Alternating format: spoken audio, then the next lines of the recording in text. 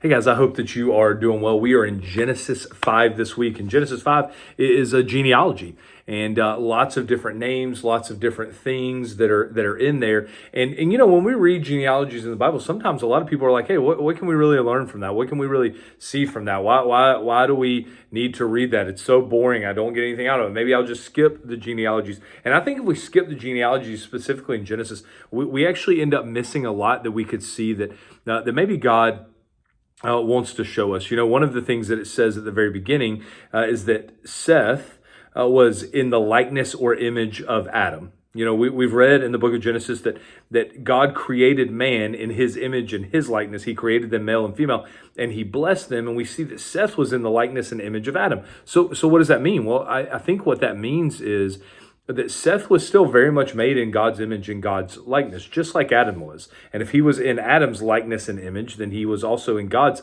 likeness and image. But there has been something that has changed since Adam.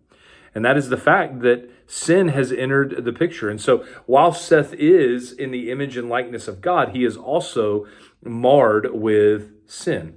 And that's true for all of us today. The image of God is still in each of us. And as a result of that, each life is still so incredibly valuable and worth so much despite sin. But we do have sin to deal with. We are created in God's image, everyone is, but now we have sin to deal with. And so what we see in Genesis 5 is that people are being fruitful and multiplying, civilization is spreading, but so is death and sin. But there are a couple people that we see that we see that change some things and give us some hope from Genesis chapter 5. Because the reality is, while sin and death are spreading, sin is too strong for humanity. And God's judgment and God's deliverance is desperately needed. And so there are a couple of people that we find hope from in Genesis chapter 5. One of them is a man named Enoch. It says that Enoch was a man that walked with God, a man who experienced God's presence, who was perhaps given entry into the secrets of God. And maybe his reward was that he was taken to be with God in God's presence and removed outside of this broken world. So we have a man named Enoch. We also have a man named Noah.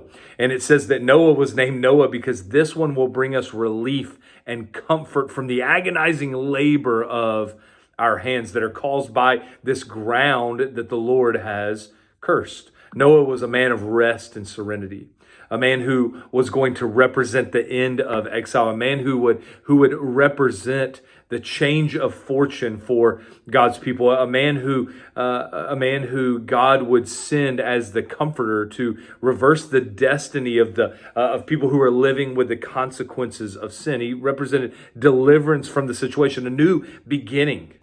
And we see Noah as a man whose sacrifice and obedience ends up leading to God withholding, ever cursing the ground again.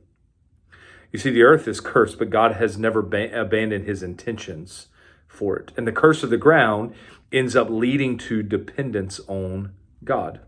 And one of the things we see, that even though death and sin are spreading, that life in a world with God, life can come from death. I mean, look at Jesus. That's what happens with him. Eternal life comes from death. You see, God does his work in an imperfect context. God is a God who can turn curse into blessing. And death, for some people, brings release from this cursed world. It is a blessing. And because of Jesus, we know that death has lost its sting, and to live is Christ, but to die is gain. Why? Because death brings blessing out of this broken and cursed world. So we see in Genesis 5 that yes, death and sin are spreading, but there's hope. Enoch and Noah, neither of their stories in Genesis 5 ends with, and they died. Everyone else does.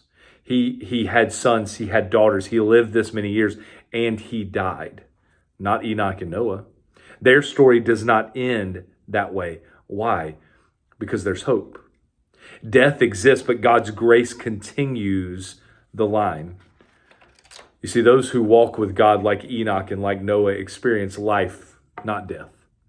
Experience life abundant on earth, experience life eternal in the presence of God forever. Being in God's presence is the greatest thing. Enoch did not live as long on earth as anybody else, but I guarantee you he would tell us this, that being in God's presence is greater than me living many years on this earth. You see, we walk with God, we experience life. And God, even though death exists and death is spreading, with God, there's hope, there's patience, there is judgment, but there's also so much grace. So even in a world where death and sin is still spreading, where this world is still broken, because of God and what he has done for us through Jesus that is pointed to by Genesis 5, there's always hope. So let's be people this week, even in the middle of the world that we find ourselves in. Let's be people of hope as we walk with God and enjoy his presence every single day. We'll be back next week with a lot of debatable things that we find in Genesis chapter 6.